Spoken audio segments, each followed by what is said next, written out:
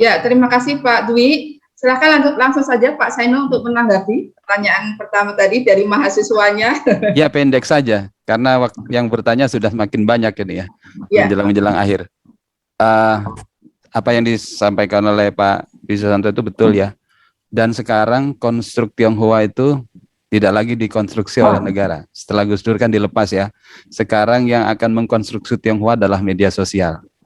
Nah, sebetulnya generasi sekarang harus berpikir berbeda tentang soal etnisitas, bukan hanya soal Tionghoa ya. Jadi kita harus harus lebih cermat ya untuk mengetahui apa sih sebetulnya ketionghoaan itu. Tidak cukup mengikuti gaya orang lama memahami itu ya. Sekarang kita sudah lebih terbuka, media sosial terbuka, semua media terbuka, tidak ada rahasia lagi apa yang dilakukan oleh etnis tertentu, bukan hanya Tionghoa ya. Kita hanya menggunakan isu Tionghoa karena memang realitasnya memang begitu ya, sampai sekarang masih menjadi masalah dalam tanda petik ya. Saya kira hikmah dari dari diskusi ini, dari novel-novel tentang Tionghoa, kita belajar tentang bagaimana sih rasanya menjadi minoritas itu. Setiap orang bisa saja jadi seperti itu kan. Jadi pengalaman hidup etnis Tionghoa di Indonesia bisa menjadi pelajaran bagi siapapun kalau kita mengalami persoalan yang sama di tempat lain. Bagaimana kita kira memperlakukan manusia? Kira-kira begitu saja, Mbak Dery. Mestinya kita bisa melihat itu secara arif, betapa tidak enaknya ya menjadi etnis Tionghoa. Seperti yang dikatakan di Dipsum terakhir misalnya, dari 4 anaknya yang kembar itu, yang namanya Rosi itu kan dia tidak mau jadi perempuan, meskipun tubuhnya adalah perempuan. Kata Clara NG, Rosi itu ibaratnya nerakanya neraka. Jadi dia sudah Tionghoa, sudah Cina, dia apalagi dia apa tuh? Dia transgender lagi. Jadi menjadi Cina, kata si Clara NG itu sudah neraka gitu ya. Apalagi jadi transgender aja double neraka katanya sih. Itu si Clara NG sih. Tapi dia begitu terbuka ya, dia sendiri Cina yang nulis novel itu. Dan itu untuk membuka, saya kira yang seperti itu adalah konstruk-konstruk kebudayaan ya. Jadi ada banyak konstruk seperti yang dikatakan Pak Dwi Susanto. Ingat bahwa segala hal yang kita lihat, segala hal yang kita baca itu semuanya adalah konstruksi. Kita harus jeli, ini siapa yang membangun, untuk apa dia membangun ini, gitu kan. Jadi silahkan kita membuat konstruksi sendiri atas pengetahuan kita supaya kita lebih arif melihat soal etnisitas ini. Baik, itu saja Bu dari jawaban saya untuk terima kasih tanggapannya Pak Dwi dan Pak Saino, bahwa memang penerbitan karya-karya seperti ini sebagai ekspresi kultural, penyadaran dan pembelaan, dan penyadaran kepada masyarakat terhadap keberadaan etnis Tionghoa ini di Indonesia ya. Selanjutnya pertanyaan saya juga ambil dari ruang obrolan, ini dari Mbak Novia Winda. Ada 2 pertanyaan kepada para narasumber kita. Yang pertama, bagaimana integrasi pada etnis Tionghoa dalam karya sastra Indonesia? Dan kami sudah dikulas sedikit tadi. Yang kedua, pada perkawinan campur perempuan pribumi dengan laki-laki Tionghoa, apakah dewasa ini juga menunjukkan keseimbangan antara adat dan tradisi? Silakan langsung ditanggapi, Pak Saino dulu atau Pak Dwi, silakan. Monggo Pak Dwi. Pak Dwi yang utama, jadi saya tinggal nama-nama dikit. Terima kasih. Yang pertama, integrasi dalam karya sastra. Sama ya seperti yang saya katakan tadi, itu integrasi yang dimaksudkan kalau menyatu gitu ya, menyatu membaur kan gitu ya. Itu kita saya belum bisa memastikan itu ya, karena karya sastra, kalau data karya sastra loh ya, ini masih belum ada yang menulis perspektif mereka ke depannya seperti apa, itu belum ada, hanya penerangan informasi bahwa mereka itu orangnya macam-macam. Jadi maksudnya apa?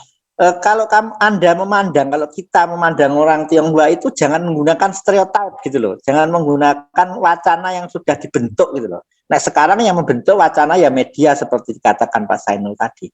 Jangan menggunakan wacana yang membentuk di masa lalu, pemerintah kolonial, pemerintah rezim Orde Baru dan sebagainya kan itu. Jangan menggunakan itu. Buktinya apa? Buktinya novelnya Dimsum terakhir, novel ini, bahwa mereka itu yo macam-macam. Ada yang mencintai tradisi Jawa, ada yang benci dia jadi Cina, ada yang hanya mencari duit, ada macam-macamnya. Nah, dari orang Cina itu jumlahnya juga jutaan kan di Indonesia ya. Dia itu minoritas atau tidak kita nggak tahu data sekarang. Karena apa? Karena setiap kota kan ada ya, di mana-mana kan dikumpul ke jadi siji kan ya banyak. Tapi dari buahnya itu kan juga macam-macam, ya, macam-macam. Ono sing kaya, ono sing miskin, ono sing macam-macam. Saya itu di Semarang waktu riset dulu itu, Cina itu ono loh sing ngemis barang ki ono. Jadi wong Cina kok ngemis toh. Jadi pengemis banyak. Ya ada, memang ada. Cina sing sugih ya orang mikir macam-macam, mau mikir bisnis banyak. Cina yang jiwa sosialnya tinggi, mencintai tradisi, terus kemudian berbaur itu juga ada. Cina yang luweh-luwehan urus-urusanmu dhewe ya ada. Banyak gitu. Jadi keragaman inilah yang menuntut kita untuk melihat orang itu tidak rasial gitu loh. Tidak dengan cara pandang rasial yang diturunkan oleh kolonial dan pemerintah Orde Baru gitu. Nah, tapi kita lihat secara bijak. Kita lihatnya jangan etnisnya, individunya. Wong Jawa wae sing luwe-luwean yo kok sing ora anu ya banyak kok, orang nasionalis itu banyak kok. Banyak orang enggak pura-puranya nasionalis nih enggak nasionalis itu ya banyak gitu ya. Korupsi itu kan ya orang nasionalis toh. Duitnya rakyat itu diambil kan. Cina sing korupsi ya main anu ya banyak gitu, yang main perusahaan-perusahaan besar minyak sawit itu juga banyak ya, berselingkuh dengan para pribumi untuk korupsi ya banyak gitu ya. Ya ada gitu ya. Itu artinya interplural gitu loh. Kita yang jelas kalau kita mau ngomong integrasi, ya pandanglah itu individunya, jangan etnisnya gitu.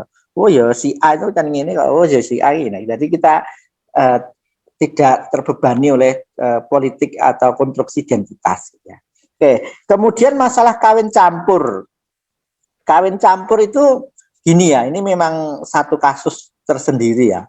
Kalau zaman dulu orang perempuan Cina itu tidak boleh menikah dengan apa namanya laki-laki asing. Jadi perempuan Cina itu disembunyikan dari laki-laki kulit coklat dan kulit putih. Jadi tidak diizinkan.